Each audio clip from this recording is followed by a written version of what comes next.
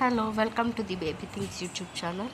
దోశకి సొరకాయ దోశ బాగుంటుందంట, ట్రై చేద్దామనేసి ఇంట్లో సొరకాయ దోశకు పట్టించుకుంటున్నాం.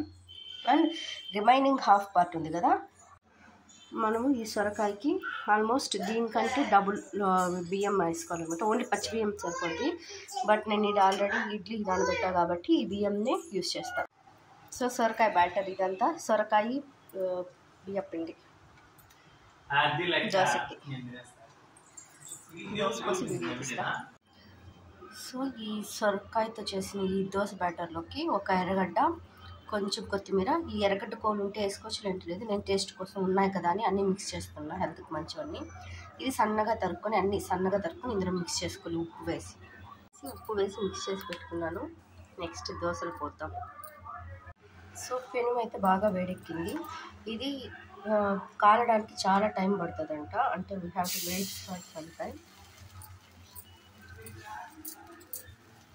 చూద్దాం ఎలా వస్తుందో.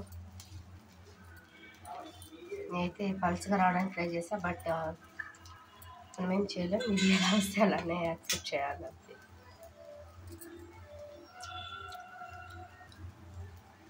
మధ్యలో ఫాస్ట్గా కాలుతుంది, ఈ చుట్టూ చిక్కగా ఉన్న చుట్టూ స్లో అనమాట, చాలా టైం పట్టేటట్టుంది.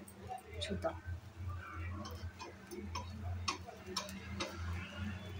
ఐ థింక్ లేస్తుంది అనుకుంటా దోశ. ఓకే ఫైన్, ఈ మాత్రం మిస్ చాలు.